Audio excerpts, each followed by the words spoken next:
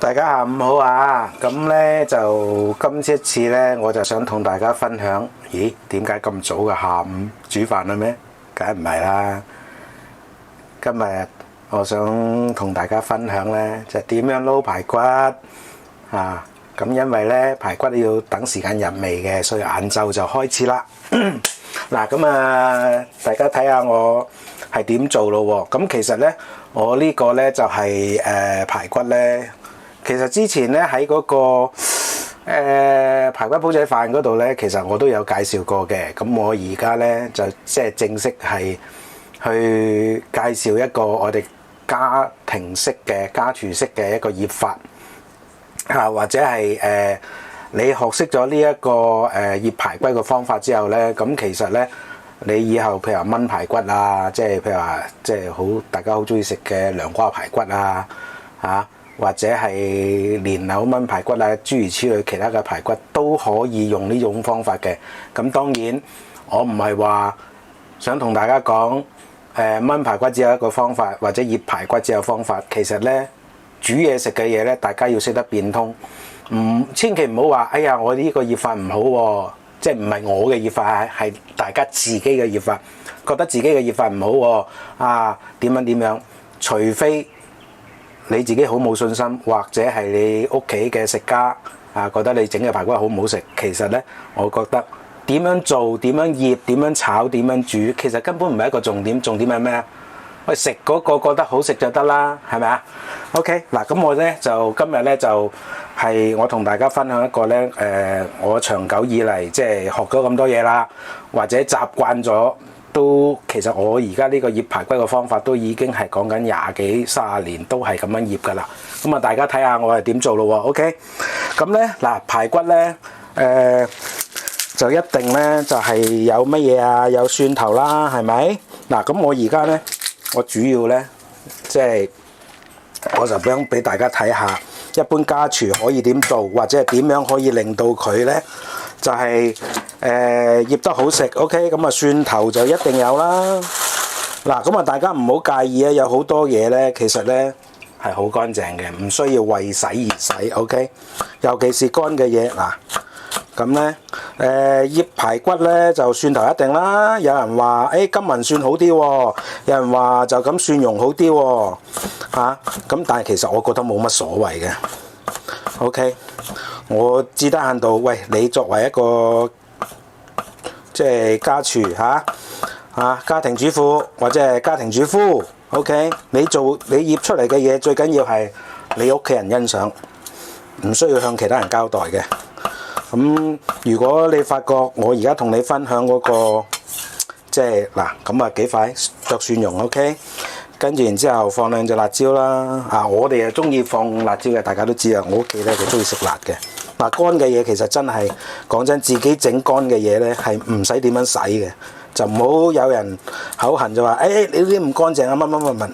講真，我咧好自豪嘅一樣嘢，好多人都冇經驗嘅。我由10歲開始係湊細路仔㗎啦，我啲細佬妹咧就由我湊大嘅10歲到而家我50歲，即係足足40年。40年我都冇搞到我啲細佬妹、我啲親人、我啲仔女入醫院。我諗我再唔乾淨都有個譜啩，係咪啊 ？OK， 所以有陣時候冇需要即係太過執着好啦，嗱咁啊蒜頭啦，咁嗱我自己咧就中意加少少薑嘅，因為點解咧？薑其實咧係配呢個豆豉啊，其實係好香嘅。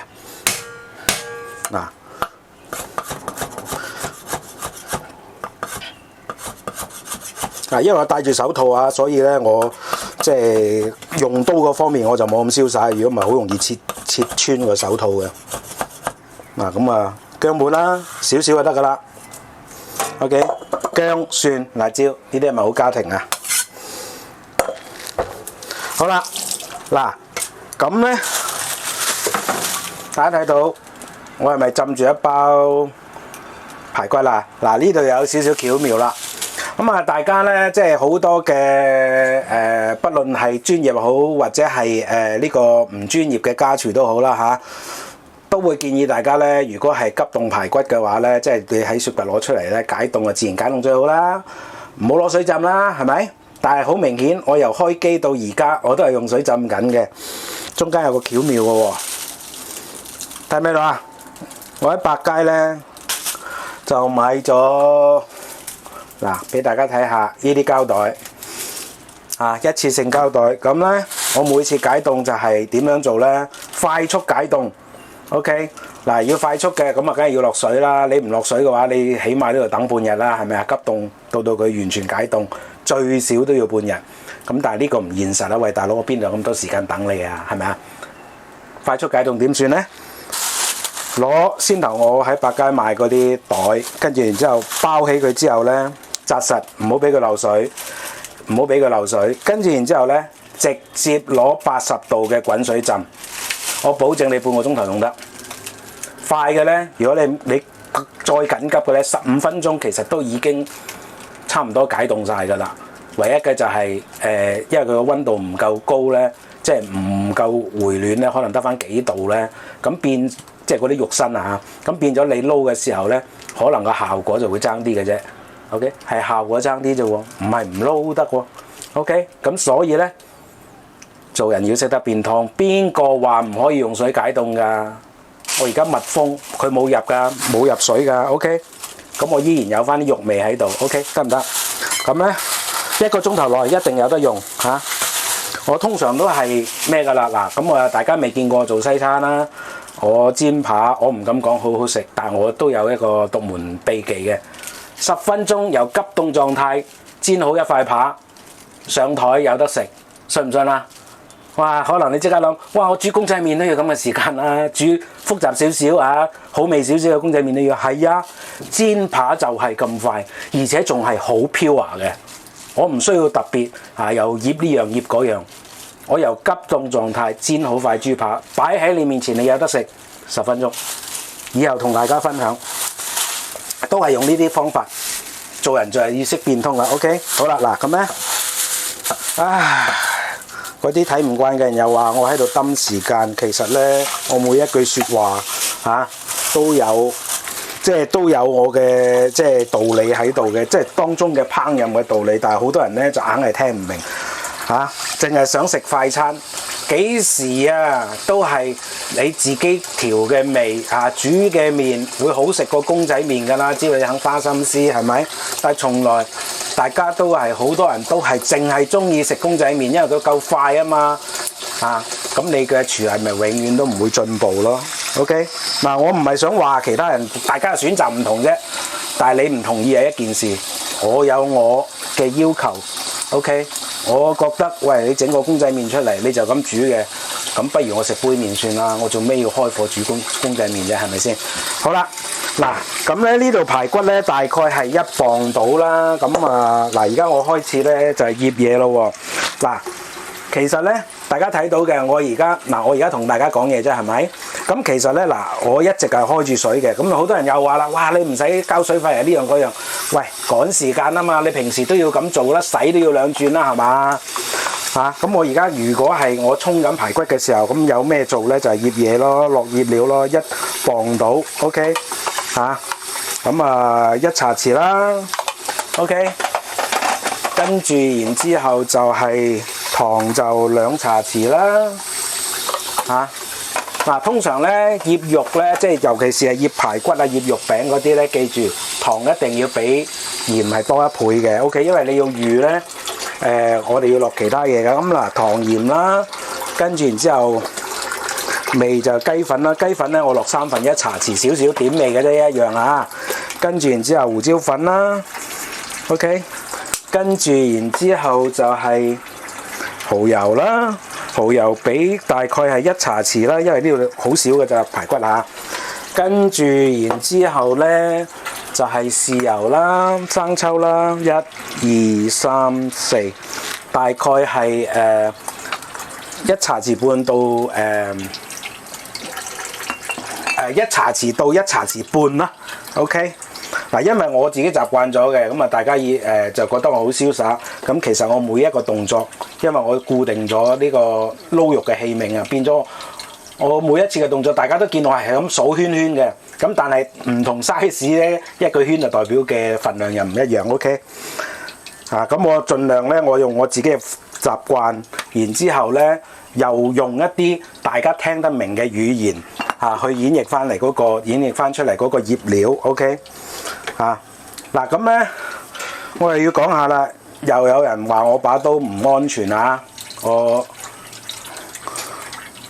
呢度你等等先，我喐一喐嗰部機啊，俾大家睇下。嗱，我呢個位咧就啱啱好係乜嘢咧？個灶台係高過個星盤嘅，所以咧呢個位我係頂住把刀嘅。我而家住呢間屋企咧都10幾20年啦。講真，從來未有過意外嘅。OK， 得唔得？咁所以咧有陣時候，喂，個人嘅習慣因地制宜，我成日都講嘅因地制宜。OK， 好啦，嗱跟住然之後咧，我哋就開始醃嘢咯喎。等我一陣啊，部機好似有少少唔穩陣啊。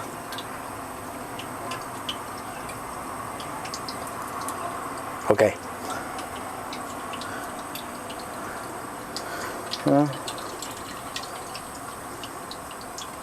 等我一陣啊。好，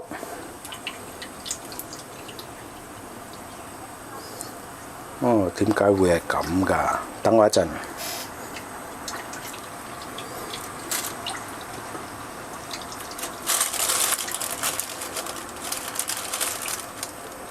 好，得啦。好啦，嗱咁咧就蠔油咧就1茶匙啦。OK。咁啊，唔好意思啊，阻咗大家嘅時間，因為我盡量咧，我都唔想係去剪片啊，即係俾大家覺得咧係嗰個即係一唔一沉，盡量咧就一剔過。咁跟住然之後少少嘅食粉啦，咁呢個食粉咧大概係1/3茶匙啦。OK， 好啦，嗱跟住然之後咧就落生粉咯喎，咁生粉落幾多咧？排骨咧可以落2羹啦。OK。跟住然之後梗係廚酒啦。咁但係我一般咧，我都係落呢個係廣東米酒嘅，我唔中意落黃酒嘅，因為黃酒唔夠香。好啦，嗱依家咁就得咯喎。跟住然之後落少少水，先溝勻咗佢先，撈勻咗佢先。嗱咁啊，大家我都已經解釋過點解要咁樣做㗎啦。咁咧，盡量咧就係先落咗味，調好味，校好味。嗱，而家呢個階段咧，有個優勢咧，有個好處就係你可以試味嘅，試到啱為止。OK， 唔夠鹹加鹹佢，鹹嗰頭溝翻稀佢，得唔得？咁如果你加咗肉落去，你就試唔到味㗎啦。另外一個好處咧就係咁樣咧，嗰啲調味料咧就更加均勻一啲，就唔會話一邊鹹就一邊唔鹹啊！好，跟住然之後啲肉咧稍為揸水啦。嗱，真係唔好咁講究嚇，呢個過程正常係咪要瀝水啊？但係我哋家廚趕開工趕煮飯咧，唔好咁講究。咁咧為咗要有嗰個瀝乾水嘅效果咧，稍為拎上嚟嘅時候咁樣揸佢嚇，擎一擎水。然之後先放落去，咁你咧就一定即係夠嗰個做到係擎水瀝乾嘅效果嘅，得唔得？嗱咁好啦，咁啊大家會話喂，點解你唔中意用新鮮排骨？我唔係唔中意用只不過咧基於家庭嘅原因、飲食嘅習慣、經濟嘅原因，我就會用呢個係急凍排骨咯。OK 咁其實咧，所有你喺酒樓食嘅好好味嘅排骨啊，喺呢個係即係茶餐廳好好食嘅炆排骨啊，喂，其實都係急凍排骨嚟㗎。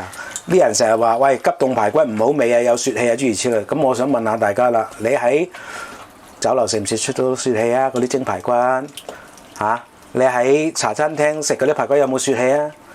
因為只要煮得好，你根本就唔會發覺有雪氣呢回事嘅。OK， 咁當然你話永遠都係要食新鮮，永遠都要食 pure 嘅。咁我唔反對喎。OK， 得唔得？咁尤其是而家疫情咁樣肉類供應咁唔穩定嘅，我點解唔試下用急凍排骨啫？係咪？好啦，嗱呢個撈啦，咁咧一樣啦。落漏咗樣嘢。嗱，如果係炆排骨嘅話，呢個咁嘅過程咧就完噶啦。但係如果係蒸排骨嘅話，喂，乜嘢叫豉汁蒸排骨啊 ？OK， 咁所以咧，我哋就要落咩啊？梗係豆豉啦。嗱，我就中意落原粒豆豉嘅。咁一般好多家廚咧就中意係落呢個即係要剁碎佢嘅。咁唔緊要嘅，一樣嘅啫。OK， 得唔得？嗱，咁啊攞水去稍為洗一洗佢啦，揸佢啦。OK。幾粒得噶啦，嗰啲豆豉其實就唔使放多嘅，因為咧其實咧豆豉咧落得太多嘅話咧，其實就會令到成個排骨咧，成嘅排骨係即係嗰個味道會濁嘅。OK， 得唔得？唉，真係老人痴呆啊！拍條片咁多嘢漏嘅，甩甩漏漏嘅，係咪好搞笑啊？家廚就係咁噶啦，你唔好質疑我啦，好唔好？啊，你唔好取笑我啦，好唔好？你敢唔敢取笑你阿媽啊？嚇？如果你咁取笑你阿媽咧，我話俾你聽，除非佢煮得好唔好食，你去批評嘅啫。如果唔係嘅話，你咁取笑你阿媽，佢即刻得啦，聽日開始唔煮飯，拜拜，係咪啊？我幾多廢話？喂，有陣時候就係咁噶啦，做人。好嗱，咁咧而家可以撈啦，記唔記得啊？我成日講噶，撈嘢嘅口訣係乜嘢？最緊要咩啊？最重要嘅兩個動作係乜嘢啊？炸同炒嚇 ，OK 嗱一樣啦。大家先頭係咪見到我有水㗎，有加水㗎啊？要撈得佢好食咧，記住咧點樣啊？撈到佢咧乾晒為止，吸晒水為止。然之後點啊？擺落雪櫃最少1個鐘。但係咧，其實咧，我同大家講咧，不論你加唔加食粉，即係加唔加呢個係梳打粉都好嚇。所有嘅肉類，如果你想佢入味，其實係其次啊。你想佢嫩嘅話，必須要做咩啊？做一個動作就係要擺落雪櫃。其實咧，好多人就話隔晚就會入味啲㗎啦，點。其實好多人唔明白點解會隔晚入味啲嚇？點解需要擺隔晚？其實除咗係入味啲之外咧，入味其實咧，我可以同大家講咧，你有咁多醃料喺度咧，你半個鐘頭乜嘢都夠晒㗎啦。其實咧，你要擺隔晚，更加重要嘅就係要等嗰啲醃料產生呢個化學作用，咁咧你自然就會令到啲肉類咧就腍㗎啦。好啦。咁啊，另外衍生一個問題係乜嘢咧？衍生一個問題就係，咦？譬如話我加唔加梳打粉都好啦，我當我加咗梳打粉嚇，咁我擺一晚就更加好味，就大家都係一個共識㗎啦。咁如果我擺2晚咧，我可以同大家講，擺2晚係冇問題嘅。擺第3晚，咦？爭咗少少喎，再擺第4晚，咦？點解越擺得耐啲肉會越霉嘅咧？因為個化學反應佢會係一個連續性嘅 ，OK， 咁所以咧職業廚房咧嚇，佢哋通常醃醃肉類啊嗱，咁我咧就唔係紅褲仔出身，我講過好多次啦。不過唔好以為我未入過廚房做嘢喎嚇。咁以前咧，我同拍檔咧即係合作做餐廳嘅時候咧，我就負責醃豬扒嘅。我醃嘅豬扒啊，全尖沙咀咧出晒名㗎啦。不過而家算啦，唔講啦。咁咧就我一次醃咧醃幾多咧？係醃50公斤，即係110磅嚇。咁咧通常我哋大量醃嘅時候，我哋預係幾多日咧？最多係賣3日。最多賣3日，第4日咧，我哋就唔要噶啦。OK， 因為點解咧？好多職業廚房應該都知噶啦，撈嘢咧，我哋為咗要方便啊嘛，一撈就撈好多。不過咧，通常都係2、3日嘅啫。你賣唔晒嘅話咧，第4日咧就慘噶啦。OK， 點解？因為會霉嘅啲肉，因為佢有個化學反應啊嘛。OK， 得唔得？好啦，哇，嗱，俾大家睇下。我吹水係有原因㗎，我俾大家睇下個過程啊嘛，睇下嗰個 texture 嘅變化啊嘛。咁唔通我係咁撈唔講嘢，大家又會開心啲咩？係咪啊？到時候話做咩要俾啲咁嘅嘢我睇啊？做咩你咁悶㗎？唉，總有要反對，總有反對嘅理由。好啦，嗱呢個時候咧，我哋撈好咯喎，撈好咗之後咧，跟住然之後就俾少少油，風油 ，OK。好啦，嗱，撈好咗之後，封咗油之後咧，就擺落雪櫃咧。咁我今晚用啦。咁我而家咧，距離今晚食飯大概仲有2個鐘頭到，即係距離煮飯。咁所以咧，我呢個咧就可以醃2個鐘頭，就一定係比1個鐘頭更加好味、更加滑、更加爽嘅，得唔得？咁等陣間咧，我蒸嘅時候開爐蒸，我先至再開機啦。咁嗱，大家要記住咯喎，可以的話咧，記住咧就係先落咗醃料，然之後先至好撈排骨 ，OK， 咁樣咧係會個效果會好啲嘅。咁第二樣嘢咧就係點樣解凍啊？攞個袋包住佢，攞滾水80度嘅滾水，15分鐘至半個鐘頭，乜都掂 ，OK， 唔會淥熟㗎，放心，我試過好多次㗎啦，80度都淥熟嘅。好大件事啊！嗰個唔係80度噶啦。好嗱，而家咧我就包住佢，擺落雪櫃。咁今晚蒸嘅時候就攞嚟用啦。好啦，嗱，今晚咧我再開機，再要蒸嘅時候我再開機俾大家睇下個效果如何咯喎。OK。好啦，大家咁咧就即係肉醃咗好耐啦。咁終於到煮飯嘅時候，而家我攞落去蒸嚇。咁嗱。小弟呢個廚房有幾大就即係有幾狹窄嚇，大家都成日聽我講啦。咁我為咗要方便大家即係睇咧咁所以咧我就放隻空碟落去先，即係睇到個過程啊。咁我放隻空碟落去先，咁大家唔使學我嘅，咁梗係蒸，梗係擺好先落去蒸啦。OK。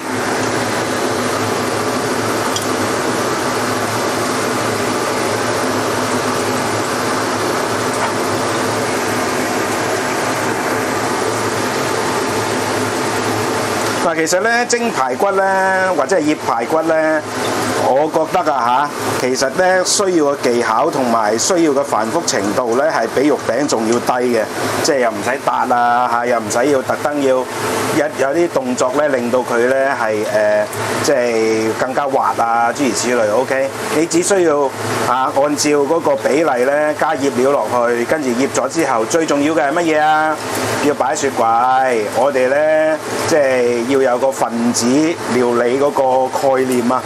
咁其實就講得專業啲啫。其實我哋屋企煮得飯多就自然識㗎啦。OK， 嗱咁排骨咧就盡量咧就放平佢啦，唔好俾佢太過厚啦。OK， 咁一樣嘅，大概咧蒸15分鐘到就得㗎啦。咁咧，但係咧排骨咧佢就好抵死嘅，你就咁蒸熟咧。即係你蒸熟咗，啱啱好熟咧，佢未必係最佳嘅口感嘅。咁所以咧，通常如果蒸肉餅係15分鐘嘅話咧，我會將佢嗰個時間咧就會提高一啲因為點解啊？蒸排骨之所以好食係因為我可以攆骨啊嘛。如果我咬落嗰啲骨嗰度咧，連嗰啲骨髓都咬埋出嚟嘅，係咪排骨最中意？即係我哋最中意食排骨嘅特性嚟㗎，係咪啊？喂，食到咁上下，跟住食到骨嘅，連骨都咬碎佢，跟住然之後啜佢嗰啲骨髓出嚟，係咪啊？咁所以咧，排骨咧唔係話你就咁蒸熟就得嘅，而係你需要再長少少時間，佢連咧嗰啲骨咧都蒸腍少少。OK， 得唔得？咁咧就最佳嘅即係嗰個食用效果啦。嗱，咁咧而家咧咁我就話咧就係20分鐘係咪？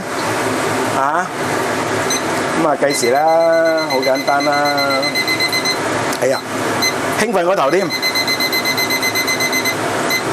20分鐘啦，計時。OK。驚住自己唔記得咗嘅聽到鐘都唔識叫嘅，咁最簡單啦，係乜嘢啊？梗係個爐有得計時嘅就用個爐嘅計時啦。OK， 嗱，俾大家睇下，睇到呢度咧係喐嘅。OK， 有時間嘅。咁係啦，咁大家喺鏡頭嗰度咪睇到我右手邊隻煲，咁睇過即係睇過好多影片嘅，尤其是係睇過我開滷水嗰個影片咧，咁啊，知道嗰兜係滷水嚟嘅右手邊係咪？嗱，咁啊而家天氣咧開始回暖啦，咁我就俾少少提示俾大家嚇。咁嗱，正路咧，咁我已經講啦，你隔3、5、7日咧，你煲一煲佢就一定冇事嘅，係咪？咁啊，冬天啊，你1個禮拜唔煲佢都冇事嘅，但係而家夏天啦，咁啊大家要勤力少少，咁啊可能要隔3日咧就煲一次。不過特別要提醒大家嘅，萬一你唔記得咗，煲可能過咗1個禮拜之後先至記得，哎呀死啦！我嘅滷水仲未得喎，冇翻煲過喎，會唔會變呢？咁一揭開，喂，哇！表面發晒毛嘅，即係有幾堆毛菌喺度。嗱，大家唔使驚啊嚇！滷水發毛咧係表面發毛咧係，即係你耐唔整佢咧，表面發毛咧唔代表佢個心係壞咗嘅。得唔得？只要你期間冇掂過生水咧，或者係佢自己出水嘅新鮮嘢咧，而你即係翻滾過之後咧，係唔使驚佢會變嘅。就算 even 係佢發咗毛，表面發咗毛，其實呢個咁嘅情況就等於係乜嘢咧？我哋生曬豉油嗰陣時候咧，大家唔知唔知曬豉油咧其實當你即係救身咧要起嗰啲豉油嘅時候，其實表面都有啲毛嘅。咁你撇走咗表面嗰啲毛，你裏邊個心其實都仲完好嘅，所以唔使驚。只要你撇走晒啲毛之後，再大滾翻佢一次，就一樣用得翻。記住，唯一你唔可以掂生水，唔可以掂過生嘢之後你唔翻滾佢。所以咧，我哋嘅習慣係乜嘢咧？最緊要係你滷完一次嘢之後跟住落嚟唔用啦，係咪？你滷完之後，反而仲要即刻要大滾翻一次，咁咧就可以最大限度去保證你兜滷水咧就可以長期使用嘅。嗱，呢兜滷水1年半啦，就快過咗個暑假就1年半啦OK， 好啦，咁啊等陣間蒸好咗排骨先至開機同大家再分享啦。好啦，大家鐘響啦，咁啊熄咗火先，咁啊大家睇下，快啲嚟睇下效果如何咯喎嗱，呢個咧就係蒸咗20分鐘之後嘅排骨。咁啊，我先頭都講啦，點解要係蒸20分鐘啦，而唔係15分鐘啦 ？OK， 咁一般嚟講咧，豬肉咧15分鐘就一定熟嘅，不過排骨咧就要蒸耐少少，因為點解？我哋連骨都要蒸透一啲。因為食排骨咧，之所以中意食排骨，係因為可以攆骨，而攆骨咧咬碎佢嗰啲骨咧，跟然之後啜佢嗰啲骨髓，先至係食排骨令人着迷嘅地方咁而家咧，我就先放咗葱落去先啦咁跟住然之後咧，我就再俾個 close shot 同大家總結啦。呢個咁嘅賣相基本上 OK。嗱，其實咧，我呢個咁嘅賣相咧就唔係好黑嘅啲，大家知唔知點解咧？因為我冇剁碎咗啲豆豉。OK， 嗱，我而家喐一喐部機我唔 cut 噶啦，等等先，好，等等OK， 單人操機就係咁啦。好嗱。咁咧就睇下個賣相 O 唔 OK 咁我先頭都講啦，我嘅排骨咧就冇係咁即係整個軟縮先即係 close shot先，因為太多蒸氣放得太埋。好嗱，咁我而家咧就總結一下啦，呢個排骨啦 OK。咁第一件事嗱，其實咧就用新鮮排骨又好，用急凍排骨都得嘅。我個人嚟講咧，會比較中意用急凍排骨嘅。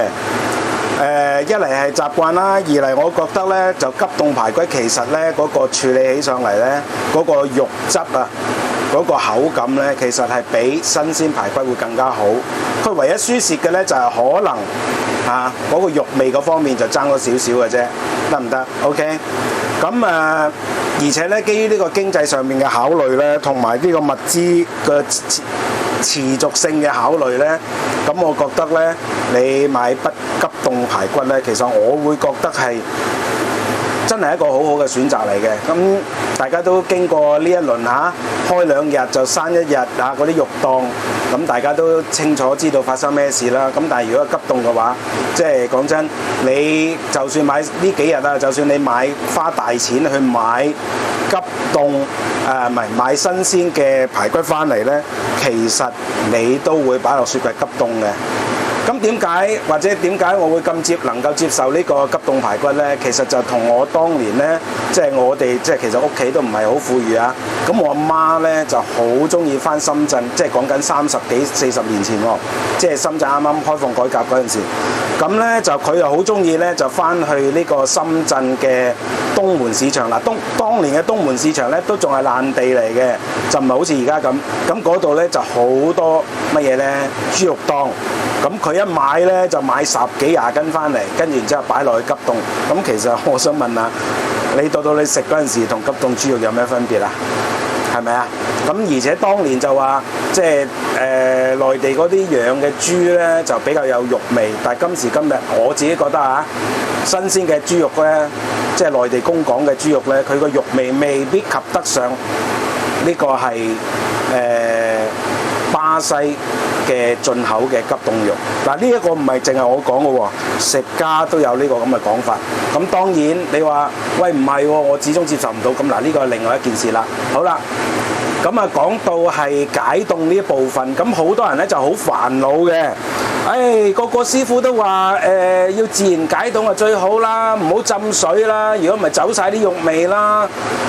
但係如果係自然解凍，喂大佬，我等半日佢都未解晒凍，佢有咩方法啊？嗱，先頭一開始嘅時候我就介紹咗俾大家一個好好嘅方法，就係點呢？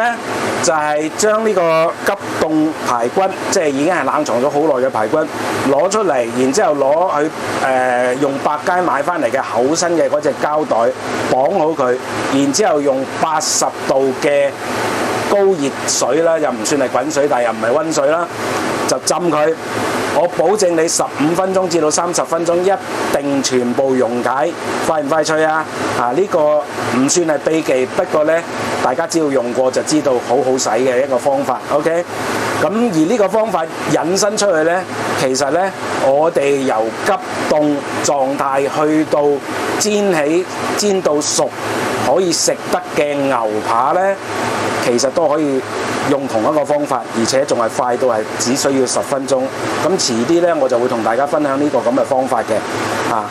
喂，食肉其實唔需要用好耐時間㗎。OK，煎肉呢，其實可以好 pure 㗎，用翻最原始，即係我哋幾千年嚟人類開始發覺火呢樣嘢開始嘅一啲嘅即係製作肉類嘅方法，其實好好食嘅。我自己好中意食㗎，我個仔都好中意食嘅。好啦，咁就醃嗰部分呢，咁大家都睇到啦。咁鹽糖味啦，係咪？咁蠔油啦，咁亦都係啦。咁關於嗰個幾時落醃料嘅問題，咁我都講得好清楚啦。最好呢，就係未落肉之前就落醃料，撈勻晒佢咁點解呢？因為有2個好處。第一個好處就係你可以試味，唔夠鹹可以加到鹹，鹹嗰頭可以減少份量。OK， 得唔得？咁呢，亦都可以係令到嗰個調味呢，個醃呢係更加勻循嘅。OK， 咁至於蒸嗰度就好簡單啦。未講蒸字，咁呢就講呢，就醃好咗之後點樣啊？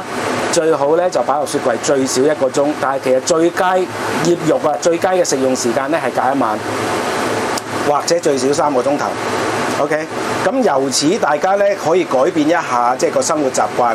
咁通常呢，大家都知道呢，我老婆呢就大量需要肉碎嘅，即係就算我哋呢正常人唔食肉，佢都一定要食肉，因為呢個佢係病人餐裏邊呢其中一個成分嚟嘅。OK， 咁我通常醃肉係點算呢？我就一次過就醃2斤。咁佢一個人食唔到咁多㗎，咁我唔偷佢食，咁佢又慢慢食，咁我有乜辦法長期保存呢？我就係將佢分開一兜兜，即係佢每一日食幾多嘅份量，我就用個兜裝起嗰個份量。咁通常嚟講，我分開4個兜仔，就俾佢食4日。咁你會話哇4日，咁你有講過話喂醃肉其實唔可以擺得太耐喎，如果唔係會霉㗎喎。咁係啊，咁所以呢，個方法係點啊？唔係今日食嘅，全部擺晒落急凍。食之前一日攞翻落嚟喺冰鮮格嗰度自然解凍，咁呢就好自然呢，呢啲咁嘅醃肉呢就可以食到1個禮拜。所以大家需要改變嘅生活習慣係乜嘢啊？揾一日一買翻嚟，今個禮拜食雞翼、食豬扒、食牛扒，食乜食物，我就醃夠佢7日，然之後呢，每一日我裝嘅時候呢，就分開每一日嚟裝，食之前一日攞翻落嚟解凍，咁呢，大家呢就可以1個禮拜都唔使再出去街市噶啦。唯一要買嘅就係新鮮菜啦，但係新鮮菜嗰方面，咁之前我都同大家簡介過、介紹過係點樣去保存啦。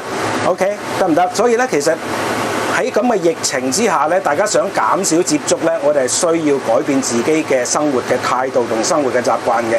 始終嚟講，以我自己嗰個即係照顧病人嘅經驗同埋醫學知識嚟講咧，我會覺得對付呢一個，無論你有冇打針都好，對付呢一個傳染病呢一個病毒，你唯一可以做到最大嘅保障，唔係打針，係乜嘢啊？